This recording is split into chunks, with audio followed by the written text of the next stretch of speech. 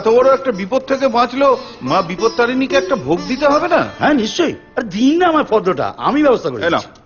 হ্যাঁ কই দিন। চিনি চিনি আনা হয়ে গেছে। ও তবে তো চুকিয়ে গেল। সুজি সুজি স্টোর রুমে আছে, ঈশানী নিয়ে আসছে। বাস হয়ে গেল। তারপর নারকোল 5টা। নারকোল নারকোল নারকোল এই রে নারকোল। দাদা, নারকোল খুঁজে পাননি তো? হ্যাঁ একটা না একটা ভুল তো হবেই। তুমি দাঁড়িয়েছো কেন? যাও নারকেল নিয়ে এসো। কোথা থেকে? নারকেল কি কোলে থাকবে? যাও দোতলায় থাকবে, যাও উপর থেকে নিয়ে এসো। বাবা এত ইচিং বিচিং কি সব এত লিখেছে।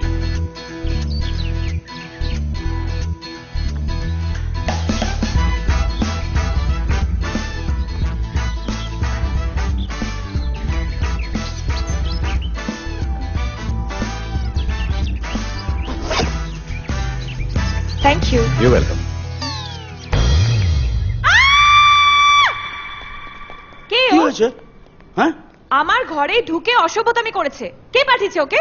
এই তোকে ছোট ম্যাডামের ঘরে যেতে কে বলেছে? আরে আপনি তো আমাকে বললেন ওপরে গিয়ে নারকল নিয়ে আসতে। তোকে নারকল আনতে বলেছি বলে তুই নারকেল গাছে চলে যাবি? তার মানে তুই ছোট ম্যাডামের ঘরে ঢুকে যাবি? এত চেঁচাচ্ছিস কেন? ও আমার রুমে ঢুকে অসভ্যতামি করেছে। তুই কিছু জানিস না, চুপ কর। তোমাকে দেখে তো ভদ্র ঘরের ছেলে বলেই মনে হয়। তোমার এরকম চরিত্র কেন? এ কি? আমি তো জানতাম জিপ খোলাটা বদ চরিত্রের লক্ষণ, কিন্তু জিপ বন্ধ করাটাও। ঠিক আছে, আমি আমার ভুল শুধরে নিচ্ছি।